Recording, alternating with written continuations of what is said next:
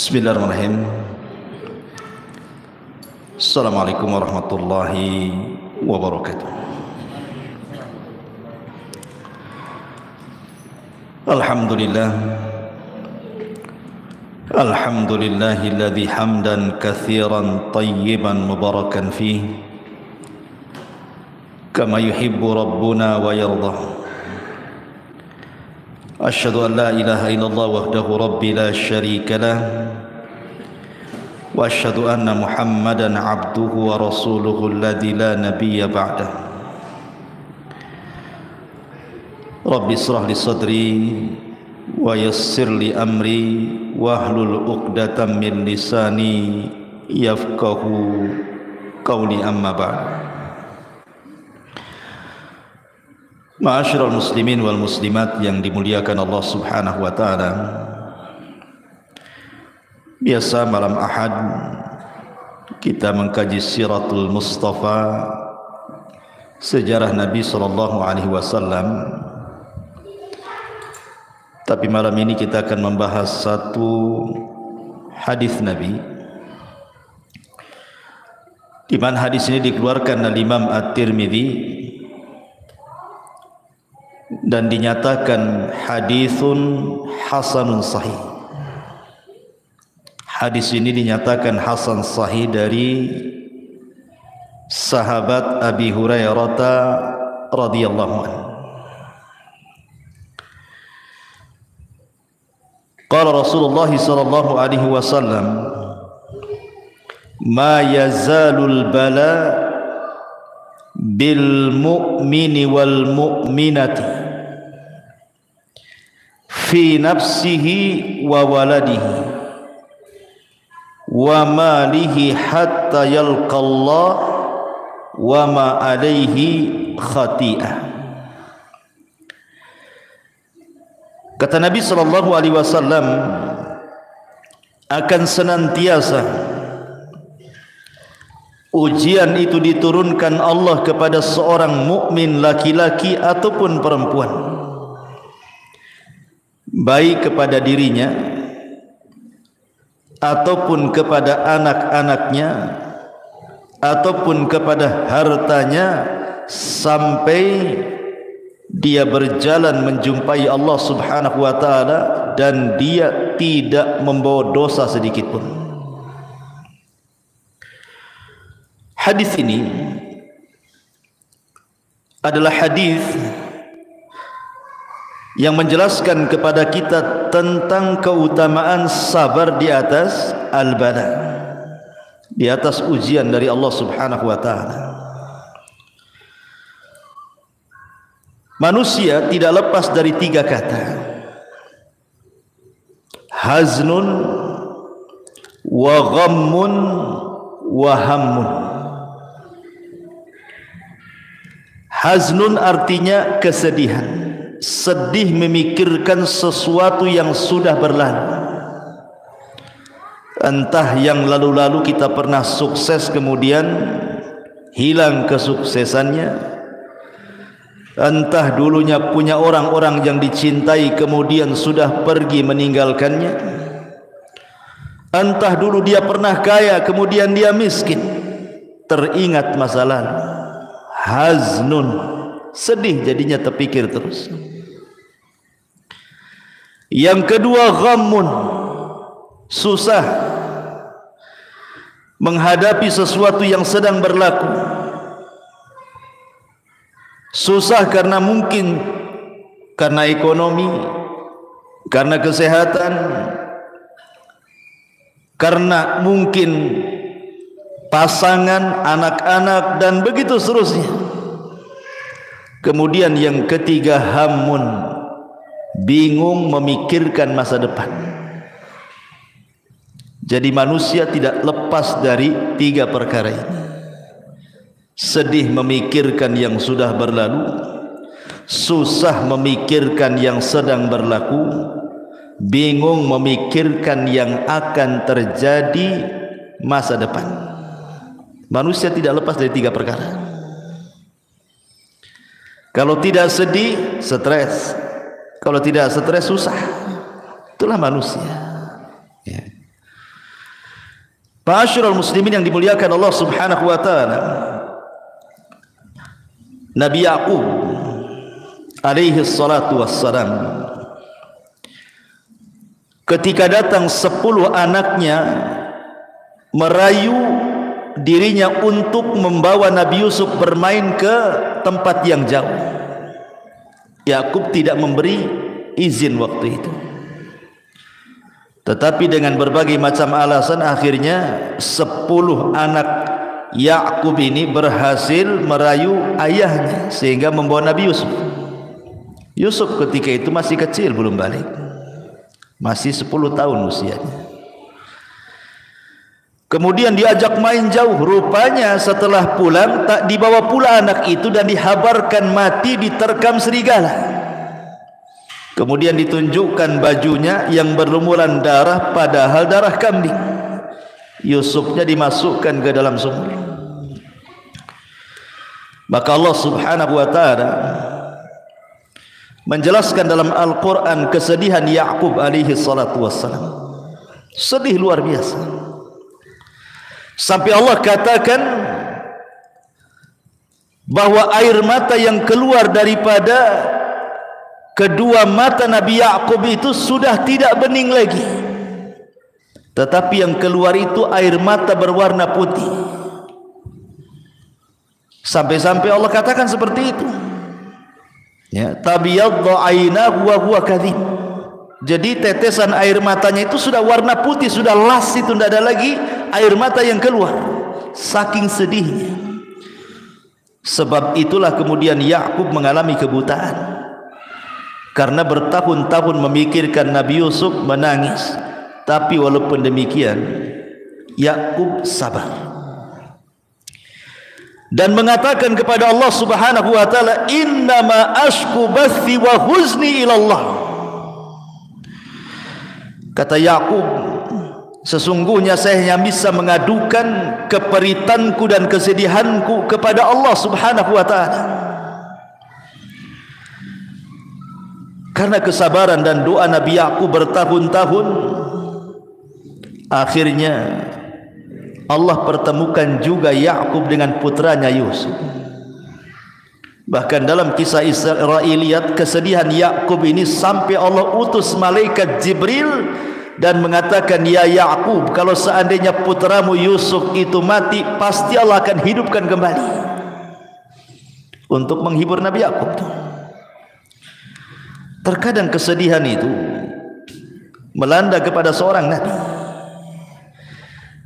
tetapi yang kita contoh bukan kesedihannya, bagaimana dia menghadapi kesedihannya, sabar dan terus mengadukan kepada Allah Subhanahu wa taala. Karena begini, ma'asyiral muslimin, kalau kita lihat di masyarakat,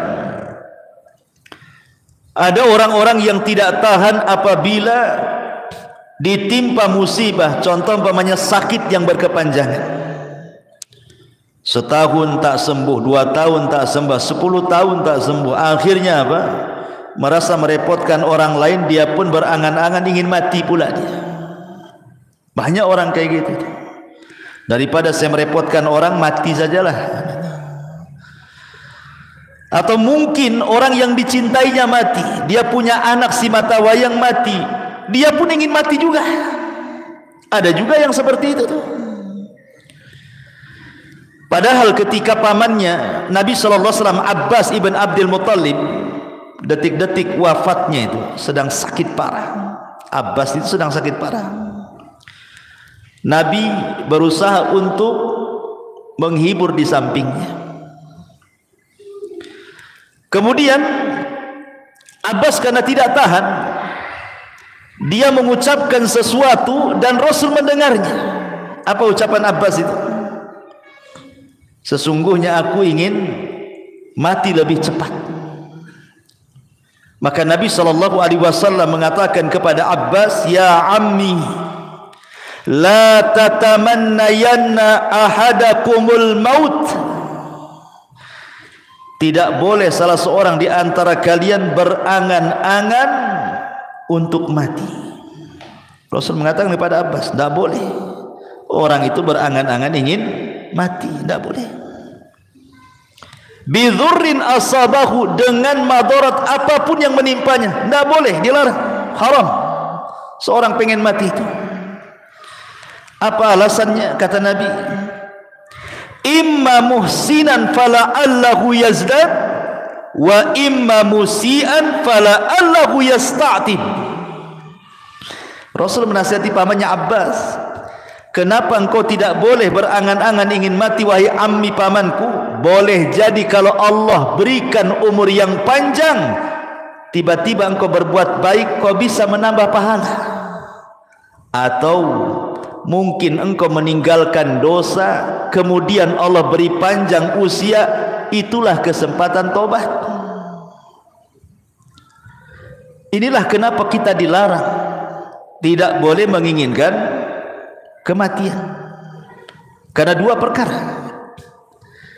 Yang pertama, boleh jadi kalau seandainya kita tidak jadi mati, kita bisa menambah amal soleh sehingga menambah pahala, sehingga lebih banyak lagi bekal yang akan kita bawa kepada Allah. Atau boleh jadi mungkin kita banyak dosa sebelum kita meninggal, kemudian Allah tidak jadikan kita meninggal, adalah kesempatan untuk tobat. Makanya Rasulullah mengatakan, jangan berangan-angan salah seorang di antara kalian pengen mati. Tapi Nabi SAW mengatakan, wa in kana walabud, kalau memang harus, karena sudah tidak tahan penyakitnya, sudah bertahun-tahun, sudah merepotkan keluarganya. Karena sering saya katakan, ikhwan, orang sakit itu terkadang tambah sakit bukan karena penyakit. Karena apa? Karena sudah tidak ada lagi yang mengunjunginya. Contoh nih, saya sakit. Berapa kali antum mengunjungi saya sakit? Waktu kemarin saya sakit, berapa kali antum mengunjungi anak sakit? Berapalah antum kuatnya mengunjungi itu, walaupun ustaznya yang sakit itu. Enggak mungkin pula tiap hari antum datang ke rumah. Paling sekali bawa pisang, bawa ini, bawa itu, rame-rame rombongan, habis itu les, hilang. Entah berapa bulan lagi mungkin datang. Ya. Oke lah, itu orang lain. Keluarga, saudara, sampai kapan? Lama-lama bosan juga kan. Paling tinggi akhirnya yang menemani orang sakit itu, kalau dia punya pasangan, paling istrinya. Atau mungkin anaknya, ya kalau anaknya berbakti, kalau anaknya durhaka. Sebenarnya orang sakit itu lebih sakit di masalah ininya, bukan penyakitnya sebenarnya. Ya penyakitnya sudah sakit, lebih sakit ketika tidak ada lagi yang memperhatikan dia. Kuadrat sakitnya, makanya akhirnya menginginkan kematian. Maka dari sini ikhwan, kata Nabi, wa in kana walabud, kalaupun dia harus menginginkan kematian, kata Nabi SAW, bolehlah kalian berdoa, Allahumma ahyini ma kanatil hayatu khairan li, wa tawaffani ma kanatil wafatu khairan li. Kata Nabi SAW, ya Allah, hidupkan aku, sembuhkan aku kalau memang kesembuhanku, kehidupanku lebih baik bagiku. Tetapi wafatkan aku kalau memang wafatnya diriku dan kematianku ini lebih baik dibandingkan aku hidup. Itu kalau harus berangan-angan kematian, seperti inilah doanya. Kalau ada orang yang mengatakan, kan Nabi Yusuf mengatakan dalam Al-Quran bahwa dia juga berangan-angan dengan kematian, di mana Nabi Yusuf mengatakan apa? Tawaffani musliman wa alhiqni bis salihin. Wafatkan aku, kata Nabi Yusuf. Lihat, Nabi Yusuf saja berangan-angan ingin mati. Kita katakan jangan sampai sini bacanya, teruskan. Tawaffani musliman walhiqni bis salihin. Kata Nabi Yusuf, ya Allah, kalaupun aku harus mati, matikan aku dalam posisi muslim dan gabungkan aku bersama orang-orang soleh. Artinya bahwa Nabi Yusuf bukan berangan-angan ingin mati, tapi kalau harus mati gitu maksudnya, maka matikan aku dalam posisi muslim dan libatkan aku dengan orang-orang saleh, persis seperti firman Allah Subhanahu wa taala, ya ayyuhalladzina amanu taqullaha haqqa tuqati wa la tamutunna illa wa antum muslimun. Wahai orang-orang yang beriman, bertakwalah kepada Allah dengan sebenar-benar takwa dan janganlah kalian mati kecuali dalam posisi kalian muslim. Karena kalau meninggal dalam posisi muslim, ada kesempatan masuk surga walaupun Allah takdirkan masuk neraka. Tapi kalau mati kafir, tidak ada kesempatan lagi masuk surga. Makanya kita meminta kepada Allah agar jangan sampai mati kecuali muslim, menyembah Allah sebagaimana Nabi Yaqub alaihi salatu wassalam. Allah katakan, am kuntum syuhada idh hadara Yaqub al-maut idh qala li banihi ma ta'buduna min ba'di qalu na'budu ilahaka wa ilaha abaika Ibrahim wa Ismail wa Ishaq ilaha wahida wa nahnu lahu muslimun. Ya. Ketika Yakub sedang sakaratul maut, dipanggillah anak-anaknya. Kemudian Yakub berwasiat, wahai anakku, apa yang kalian akan sembah sepeninggalku? Maka anak-anaknya mengatakan, wahai ayahku, kami akan sembah Tuhanmu dan Tuhan bapamu Ibrahim, Ismail, Ishak, itulah Tuhan yang esa. Wa nahnu lahu muslimun, dan kami senantiasa lahu kepada Allah muslimun, berserah diri. Kami muslim. Ma'asyiral muslimin yang dimuliakan Allah Azza wa Jalla, intinya bahwa di sini Allah Subhanahu wa taala ingin mengatakan bahwa begitulah sifat seorang muslim kalau ditimpa musibah. Jangan pernah berangan-angan dengan sebuah kematian. Kalaupun harus berangan-angan, bercita-citalah mati dalam posisi Islam. Ini bala yang pertama, bala kepada diri sendiri. Jadi kalau Allah takdirkan, Allah berikan bala kepada diri sendiri, jangan sampai berangan-angan kematian. Tidak boleh. Ya. Ma'asyiral muslimin yang dimuliakan Allah Azza wa Jalla, dahulu di zaman Rasul ada wanita namanya Ummu Sa'ib. Ada wanita namanya Ummu Sa'ib. Ummu Sa'ib ini kena penyakit humma. Humma itu demam, panas, kepalanya sakit. Ya, dan kita sering mengalami kan, kepalanya kok sakit kan, atau demam gitu kan. Jadi dia sampai mengaduh-ngaduh. Aduh, bahasa kita. Ya.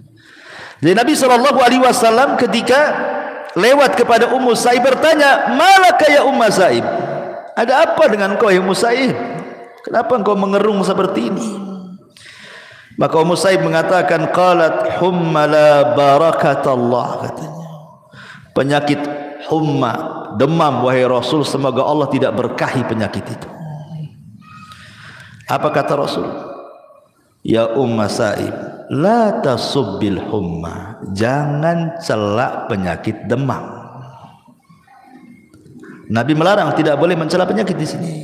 Enggak boleh, kalau antum lagi sakit kepala jangan dicela. Demam tak boleh, kata Rasulullah, tasubbil humma, jangan cela penyakit kepala. Demam, meriang jangan. Kenapa? Fa innaha tudhibu khataya ibni Adam kama yudhibul kiru khabatsal hadid. Karena penyakit demam, meriang, sakit kepala itu bisa menghilangkan kesalahan-kesalahan anak Adam seperti api bisa menghilangkan karat besi. Kan banyak di antara kita ini mencela penyakit, saking kerasnya sampai ditepuk-tepuk tuh kepala tuh. Sabar saja. Makanya kata Nabi SAW, isbir wahtasib, Kalau Allah Subhanahu wa taala memberikan bala kepada kita ujian, pertama sabar, yang kedua mintalah pahala dengan penyakit itu kepada Allah. Karena hanya dengan dua kata ini, inilah yang bisa mengangkat derajat dan menghilangkan dosa. Coba bayangkan ikhwan, kalau kita sholat malam tahajud, belum tentu antum bisa bangun. Ya kan, sepertiga malam antum bangun, malam-malam dingin-dingin, apalagi empuk dinginnya, malaslah makin kita bangun. Dan itu bisa menghilangkan dosa-dosa kita. Tetapi cukup kita sabar dengan penyakit demam, tak perlu antum bangun malam. Sabar aja dengan demam. Kalau tidak sabar ya minum bodrek lah. Hilang itu demamnya. Artinya bahwa jangan mencela penyakitnya, gitu maksudnya. Karena penyakit itu sebenarnya bisa mengangkat derajat dan menghilangkan dosa. Ini yang pertama. Tetapi ada satu kaidah sebelum saya lanjut.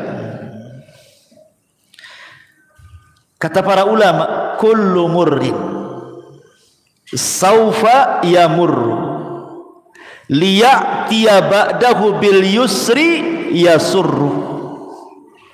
Apa kata orang Arab? Kullu murrin saufa yamurru liya'tiya ba'dahu bil yusri alladhi yasurru. Apa maknanya? Setiap keperitan hidup pasti akan berlalu, dan akan datang setelahnya kemudahan yang membawa kebahagiaan bagi hidupnya. Tidak mungkin Allah Subhanahu wa taala ikhwan, kalau menimpakan sebuah musibah, entah penyakit, entah yang lainnya, sakit terus dari awal sampai akhir. Tidak, pasti ada sembuhnya juga. Atau Allah berikan kefakiran, fakir terus, pasti Allah akan berikan juga kecukupan hidupnya. Karena Allah yang mengatakan wa tilkal ayyam nudawiluha bainan nas. Namanya hari-hari kan diputarkan ikhwan. Makanya sering saya katakan, saya, Anda, siapapun, pasti dalam hidup kita mengalami kesulitan yang rasanya kita tidak bisa keluar dari kesulitan itu. Kiamatlah sudah. Tapi seiringnya waktu, sudah lupalah keperitan yang pernah antum rasakan dulu itu. Sekarang antum bisa tersenyum, tertawa, bahkan tak ingat pun keperitan yang sudah antum lalui dulu. Siapa yang menghilangkan kalau bukan karena Allah? Karena setiap kesulitan itu Allah datangkan dua kemudahan. Inna ma'al usri yusran. Inna ma'al usri yusran. Ketika Allah menyebutkan kalimat al-usri menggunakan alif lam. Ketika Allah menyebutkan yusran, Allah nakirahkan. Maknanya apa? Al-usri ketika dibuat alif lam berarti usri yang pertama adalah usri yang kedua. Tetapi ketika Allah mengatakan yusran menggunakan nakirah, menggunakan tanwin tanpa alif lam, nakirah itu tufidul umum, berarti kemudahan yang pertama bukan kemudahan yang kedua. Kesulitan yang pertama adalah kesulitan yang kedua. Maknanya setiap kesulitan Allah datangkan dua kemudahan, tiga kemudahan, empat kemudahan, dan begitu seterusnya. Karena Allah tidak mungkin membebankan sesuatu kecuali yang bisa dipikul oleh hambanya. Tidak mungkin, Allah tidak pernah zalim. Menimpakan musibah itu berlebihan di luar batas manusia itu mustahil, ikhwan. Kita saja yang merasa bahwa Allah sudah melebihkan musibahnya karena dia tidak mau menghadapinya. Sebenarnya tidak ada persoalan kalau dihadapi itu mudah sebenarnya. Terkadang ada orang yang terkalahkan sebelum perang, sehingga merasa bahwa rasanya benang ini kusut semua, rasanya air ini keruh semua. Tidak ada air keruh kecuali bisa dijernihkan. Tidak ada benang kusut kecuali bisa diluruskan. Karena Allah yang membuat masalah, Allah yang mengangkatnya. Minta kepada Allah, ya. Kemudian yang kedua, kata Nabi SAW, wa waladihi. Terkadang Allah memberikan musibah itu, ujian itu dari anak. Ya. Seperti umpamanya di zaman Nabi SAW ada seorang sahabat bawa anak kecil. Ya usianya 5 tahun, 6 tahun, lucu-lucunya digendong bapaknya. Hadir di majelis Nabi. Jadi terkadang dicium-cium lah anaknya. Kayak kita lah bawa anak kecil kan. Kadang lari sana, kemudian nempel lagi, kita cium lagi. Sedang ngaji, namanya anak-anak kan begitu. Jadi Nabi heran. Kata Nabi SAW, atuhibbuhu ya fulan. Kau suka ya, kau cinta dengan anak. Maka orang ini mengatakan, ya Rasulullah, ahabbaqallahu kama uhibbuhu. Sebagaimana Allah fitrahkan kepadaku, aku mencintai engkau, begitulah kecintaanku kepada anakku ini. Setelah beberapa hari, orang yang bawa anak, yang mencium-cium anaknya di majelis Nabi, yang sangat mencintai anaknya sama dengan mencintai Rasul itu, enggak pernah hadir lagi. Jadi Nabi bertanyalah, mana fulan, aina fulan, mana fulan itu yang kemarin bawa anak itu, kok enggak pernah hadir lagi, kemana dia? Akhirnya dicari-cari berita, rupanya dia tidak hadir lagi di majelis taklim karena dia dirundung kesedihan. Anak si mata wayangnya itu yang suka dibawa di majelis taklim itu rupanya meninggal dunia. Sedihlah dia, enggak tahan dengan kesedihannya sehingga tidak sanggup melangkahkan kaki ke majelis Nabi. Akhirnya kemudian Nabi SAW datang ke rumahnya, berusaha menghibur, takziah. Kemudian kata Nabi SAW, ya fulan, bagaimana kalau Allah berikan dua pilihan kepadamu? Allah hidupkan anakmu, wa tumatti' bihi, dan engkau bersenang-senang dengan anakmu di dunia. Atau kata Nabi SAW, atau anta'tiya baban min abwabil jannah illa wajadtahu yantadiruka. Atau yang kedua, engkau dapati anakmu yang sudah meninggal, tiba-tiba dia berdiri di pintu sorga dan dia sedang menunggumu. Milih mana? Milih Allah hidupkan kembali anakmu, engkau bersenang-senang sebatas di dunia dan di akhirat kau tidak dapat apa-apa, ataukah anakmu kau ikhlaskan dia meninggal, kau sabar, mintalah pahala, tapi nanti dia akan berdiri di pintu sorga, akan menunggu dirimu dan akan menarik kamu ke dalam sorga. Milih mana? Kata Rasulullah. Akhirnya anak muda ini mengatakan, ya tentu memilih anakku berada di pintu sorga. Hilang kesedihannya. Makanya suatu ketika Allah Subhanahu wa ta'ala dalam hadis qudsi bertanya kepada para malaikat pencabut nyawa. Allah Subhanahu wa ta'ala mengatakan kepada para malaikat itu, aqabadtum walada abdi. Hei malaikat-malaikatku, apakah engkau sudah mencabut nyawa anak dari hambaku? Kata malaikat pencabut nyawa, na'am ya Rasul, tentu wahai ma'am ya Rabb, tentu ya Rabb. Maka Allah mengatakan, aqabadtum thamrata fuadi, apakah yang kau cabut itu anak si mata wayang dia yang dia sangat mencintainya? Maka malaikat ini mengatakan, na'am ya Rabb, iya wahai Rabb. Kemudian Allah mengatakan, famadza qala abdi, setelah anaknya meninggal hambaku mengatakan apa? Maka malaikat ini mengatakan, hambamu mengatakan hamidaka wastarja, dia pun mengatakan alhamdulillah, inna lillahi wa inna ilaihi rajiun. Maka Allah mengatakan, kalau begitu idzan ubnu li abdi baitan fil jannah wa sammuhu baital hamdi. Kalau gitu bangunkan untuk hambaku ini satu istana di sorga, kasih nama istananya Baitul Hamdi, rumah hamd, pujian. Karena dia bisa mengucapkan alhamdulillah saat kematian anaknya. Ucapan alhamdulillah bukan karena mensyukuri kematian, Bukan itu maksudnya. Antum disangka orang gila nanti, ya kan? Antum orang tua meninggal, alhamdulillah. Kira-kira kata orang sebelah ini, itu ngincar warisan itu. Bukan gitu ya? Ya. Bukan, pemahamannya mengucapkan alhamdulillah itu maksudnya kita masih bersyukur ada nikmat yang tersisa, bukan dipikirkan musibah yang berlalu.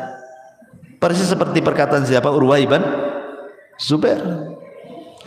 Saat diamputasi kakinya, Urwah bin Zubair ini mungkin kena penyakit diabetes lah, mungkin kalau zaman sekarang kan harus diamputasi kakinya. Kata sang tabib mengatakan, ya Urwah, pasti kau akan mengalami kesakitan. Sebaiknya kau minum khamr. Di zaman itu tidak ada bius. Biusnya minum khamr untuk mengurangi sakit, biar mabuk, biar pusing, baru potong.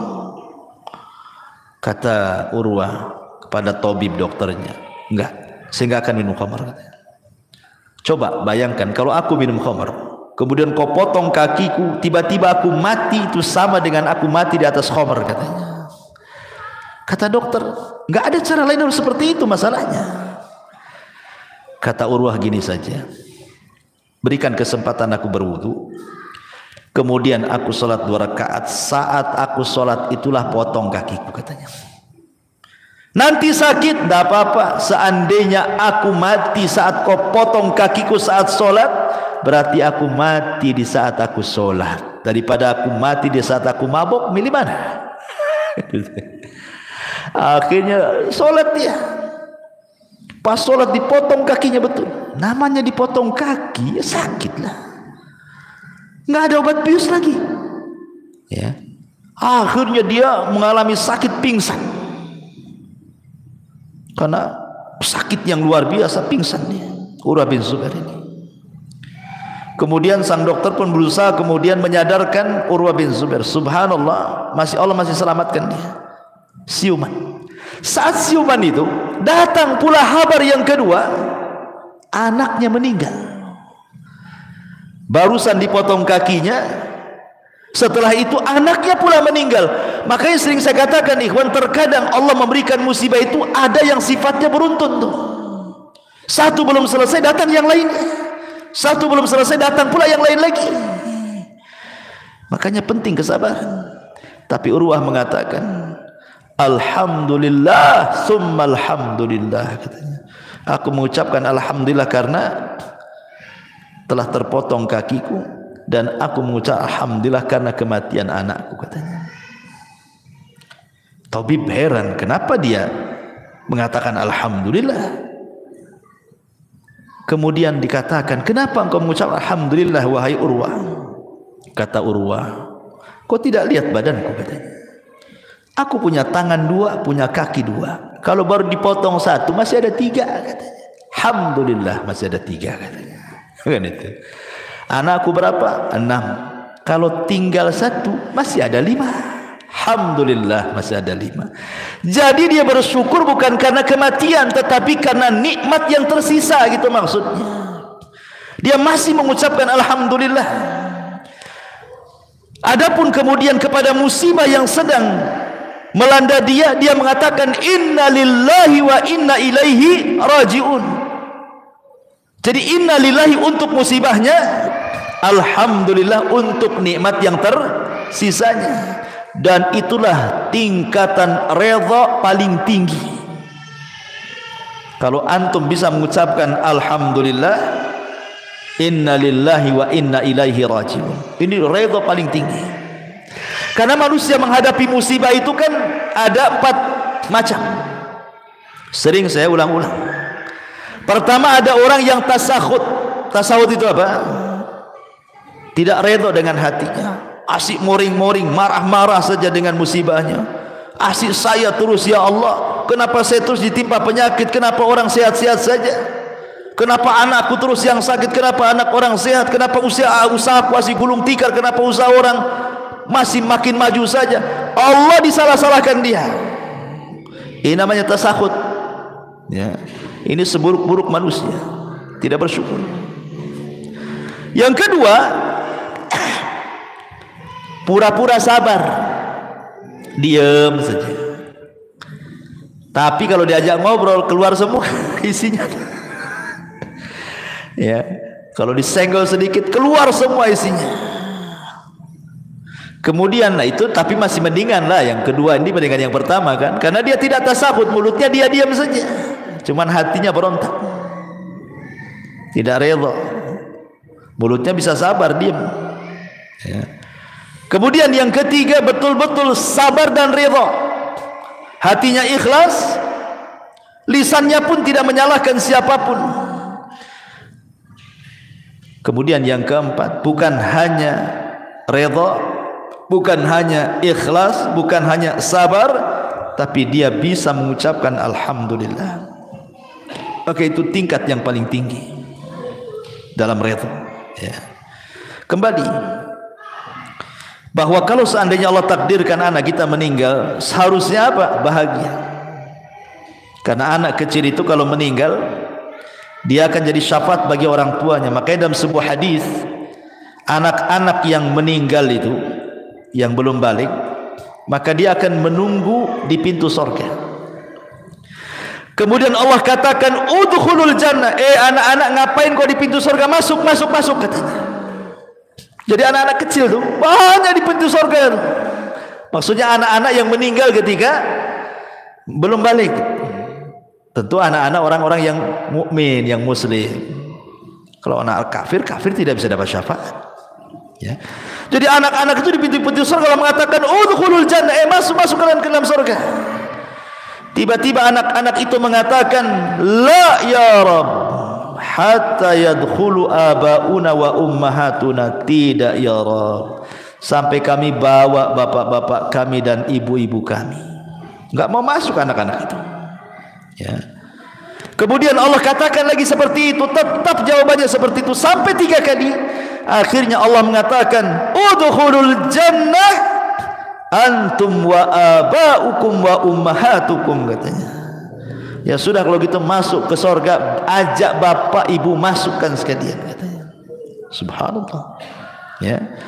Jadi Allah Subhanahu wa taala kalau takdirkan ada ujian kepada anak kita meninggal dunia, maka sabarlah dan ihtisablah mengharap pahala Allah. Bukankah Nabi SAW diuji juga kan, anaknya meninggal kan? Qasim meninggal di waktu bayi, Abdullah meninggal di waktu bayi, Ibrahim pula meninggal di waktu bayi. Tiga-tiganya putra Nabi meninggal di waktu bayi. Kemudian yang terakhir, kata Nabi SAW, ujian kepada diri, ujian kepada anak, ujian kepada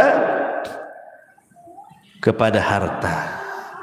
Terkadang ada orang itu diuji dengan kefakiran, hartanya diludeskan, fakir dia.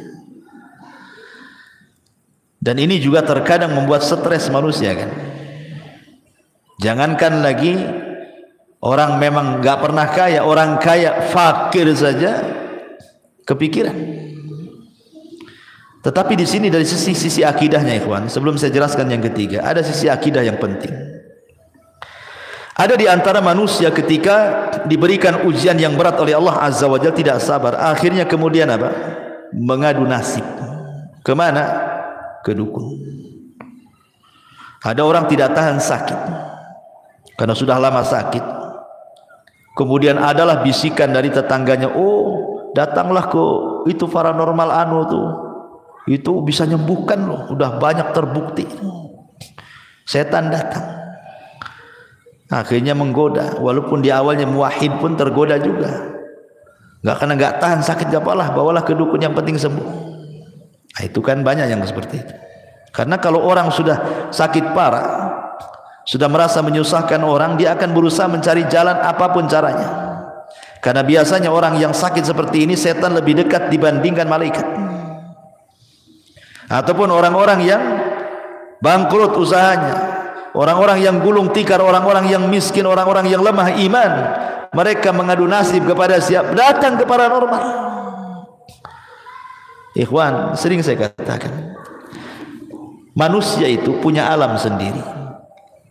Jin dan syaitan punya alam sendiri. Binatang punya alam sendiri. Kita tahu bahwa dukun itu kerjasama dengan alam jin. alam syaitan. Dan tidak ketemu alam-alam ini.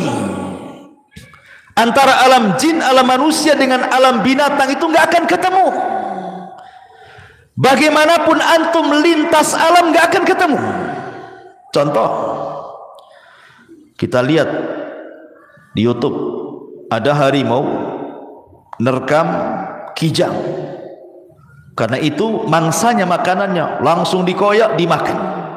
Antum mau lintas hewan, beli ayam di pasar, tidak digoreng, langsung dimakan mentah-mentah.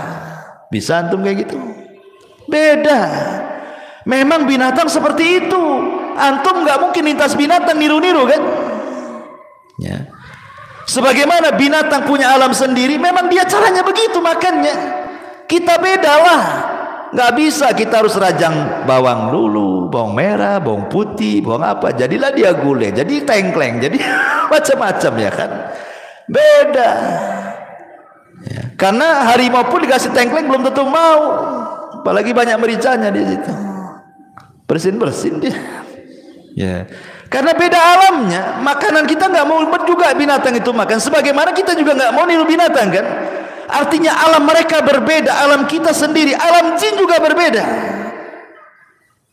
Kenapa jin itu disebut jin? Karena jin itu tidak nampak, makanya disebut jin. Kenapa tidak nampak? Supaya kita jangan ada komunikasi. Kenapa tidak boleh berkomunikasi? Karena tidak akan nyambung dengan kehidupan mereka. Lah, yang ingin saya katakan bahwa kita ini hidup di alam nyata, maka yang nyata-nyata sajalah di depan kita.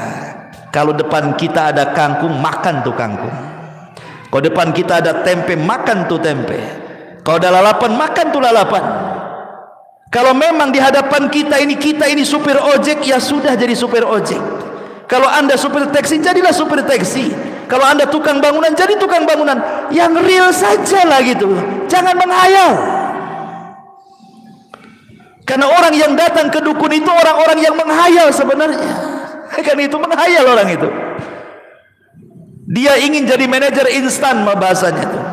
Tolong Pak Dukun, mantra-mantra si bos itu supaya saya bisa jadi manajer. Mereka dukun itu beda dengan dokter Ikhwan. Kalau dokter gini, gimana dok bisa? Oh kayaknya saya tidak bisa. Kayaknya antum harus dirujuk ke dokter ini. Datanglah ke dokter ini. Kata dokter ini, oh nampaknya penyakitmu parah, saya tidak bisa nih. Rujuk ke dokter sana. Itu dokter. Kalau dukun tak ada. Kata dukun ini, oh saya tak bisa, saya rujuk kok ke dukun sana. Nggak ada.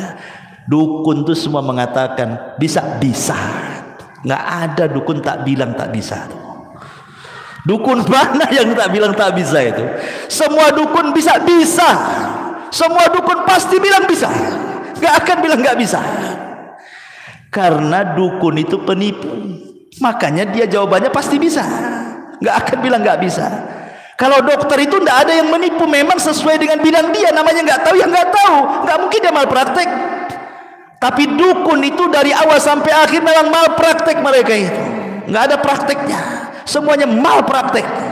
Makanya jawabannya bisa, nggak ada rujukan tuh. Kenapa? Karena dukun satu dengan yang lainnya saingan. Nggak mungkin kalau dia rujukan, maknanya melemahkan bahwa dia dukun tidak sakti. Nggak ada lagi orang datang ke dia jadinya kan. Itu sama dengan merendahkan dia. Makanya nggak ada ceritanya dukun ngasih rujukan tuh nggak ada. Makanya saya katakan kita hidup di alam nyata yang real sajalah. Kalau anda ingin jadi manajer, bekerja sungguh-sungguh, kuliah lagi, ambil pendidikan, jujur, tekuni. Kalau Allah takdirkan jadi.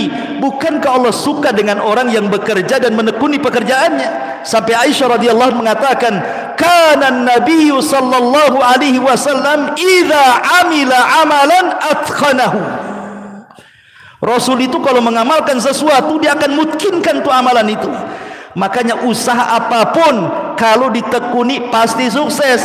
Tapi kalau mencra nggak akan sukses. Bosan di sini pindah ke sini, bosan di sini pindah ke sini. Sampai kapan? Artinya Allah itu suka itu memandang hambanya yang kerja keras, ditelateni, jadi nanti itu. Tapi orang-orang yang ke dukun ini maunya instan, secara instan jadi manajernya. Sesuatu yang instan itu pasti menyesal. Berapa banyak orang yang datang ke dukun menyesal. Sudah bayar 100 juta, dukunnya kabur. Sudah datang 100 juta, tadi kabul-kabulkan, katanya syaratnya besar, kurang syaratnya lagi. Betapa banyak orang yang sudah habis duitnya, mati pula, syaratnya terlalu besar. Seperti pernah ada syarat dukun ngerendam di kali 3 hari, mati akhirnya. Memang suruh mati sama dukunnya. Ya, bayangkan ya. Jadi saya katakan bahwa kalau ada musibah tidak perlu datang ke dukun. Apa yang datang ke dukun? Dukun itu penghayal semuanya. Maka hiduplah dengan kenyataan, hadapilah secara real. Kita ini punya alam sendiri, jin punya alam sendiri. Nggak perlu komunikasi dengan jin. Yang lebih parah pula minta nikah dengan wanita jin, makin bingunglah kita.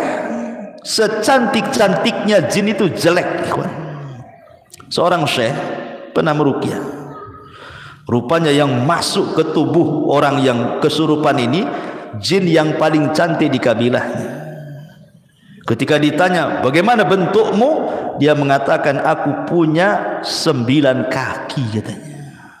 Itu jin yang paling cantik itu, kakinya 9. Kira-kira nih, antum dijodohkan dengan model paling cantik, bukan jin, manusia, tapi kakinya 3, disebut cap kaki 3. Kira-kira mau nggak antum? Ini nih betul-betul model cantik, tapi kaki 3. Saya kira mikir antum, walaupun cantik, apalagi jin. Kalau kakinya sudah 9, bukan manusia, gurita itu namanya. Itu sudah jadi sotong itu. Jadi ma'asyiral muslimin yang dimuliakan, nggak akan ketemu alam manusia dengan jin itu. Jadi nggak perlu lintas alam tuh. Makanya ngapain coba orang datang ke dukun mau lintas alam gaib, dipercepat jadi manajer, jadi ini, jadi itu, cepat kaya. Itu semua hayalan. Makanya kalau saya katakan berbicara soal masalah ujian, musibah dan begitu seterusnya, hadapilah kenyataan yang ada di depan kita. Itulah hadapi kenyataan seperti itu. Kalau memang Allah takdirkan masih miskin, berdoa, bekerja, kan begitu. Tidak perlu datang ke sana kemari. Anda miskin datang ke dukun, makin miskin lah. Karena uangnya habis sama dukun, kan itu. Miskin kuadrat namanya. Ya. Taib. Jadi ujian yang ketiga adalah ujian kepada harta. Ujian harta ini 2, bisa kaya, bisa miskin. Dua-duanya ujian. Justru kaya itu ujian lebih berat lagi, karena soalannya 2, dari mana kau dapat, kemana kau belanjakan. Kalau orang miskin mau ditanya dari mana kau dapat, kemana kau belanjakan, aku tak dapat, macam mana mau belanja, katanya kan. Nggak bisa dia. Kalau orang kaya sibuk dua-duanya tuh. Dari mana? Oh iya, hasil ini, hasil itu, kemana kan kau tuh? 2 soalan. Makanya kalau kita bicara tentang harta, ada orang itu satu, cara carinya halal, cara membelanjakannya halal, berkahlah hartanya. Karena bisa menjawab 2 soalan. Yang kedua, cara kerjanya halal, dibelanjakannya haram. Capek dia kerja, 1 bulan dia banting tulang keras, terus bekerja, keringat bercucuran, sudah gajian 1 bulan untuk berzina, untuk hura-hura, poya-poya dan begitu seterusnya.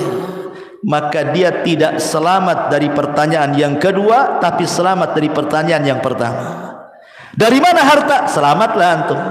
Kemanakan harta? Tak selamat antum. Ya. Yang ketiga, caranya haram.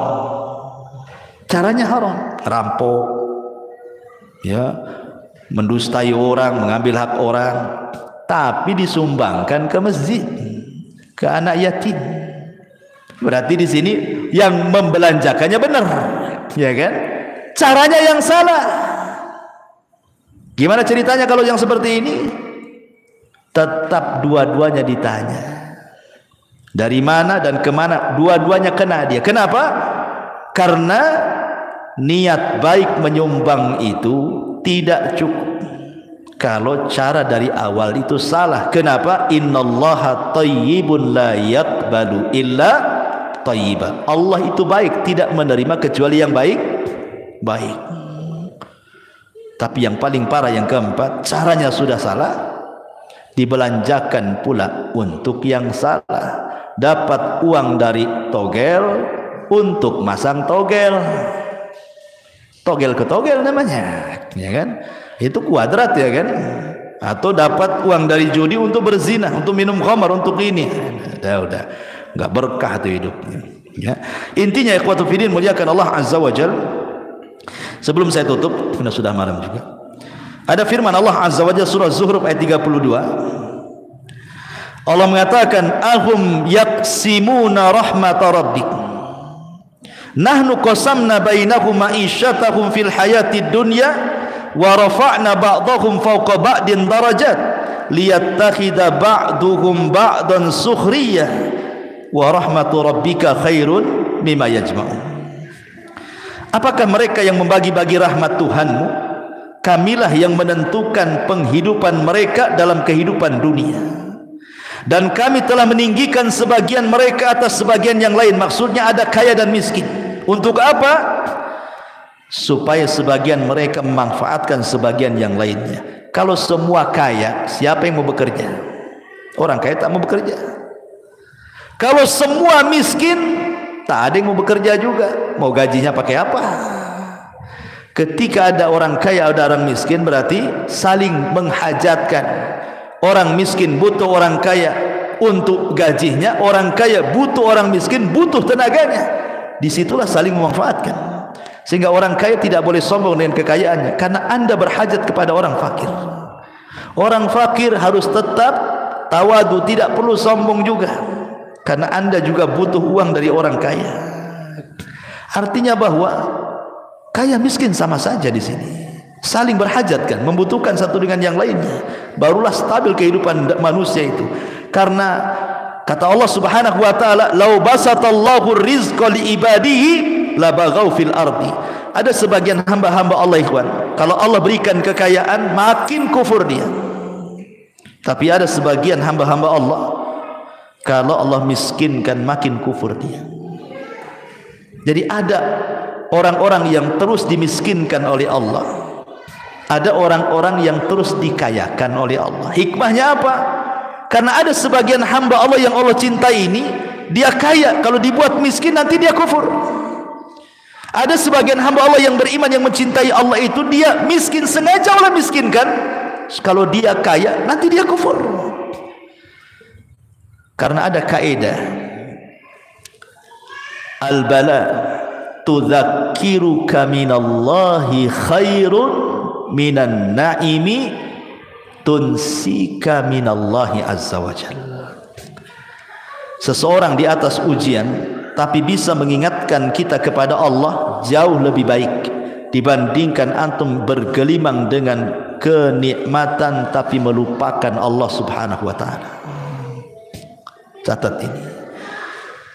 Antum diberikan ujian oleh Allah, tapi dengan ujian itu mengingatkan antum kepada Allah, itu lebih baik dibandingkan antum di atas kenikmatan tetapi melupakan Allah Subhanahu wa taala. Jangan-jangan itu istidraj saja. Allah sengaja membiarkan sampai ketika antum lalai, Allah wafatkan antum tiba-tiba dan antum belum bertobat kepada Allah Subhanahu wa taala. Su'ul khatimah. Baik, saya kira ini saja. Subhanallah bihamdika, asyhadu an la ilaha illa anta astaghfiruka wa atubu ilaik. Allahu ta'ala alam. Assalamualaikum warahmatullahi wabarakatuh.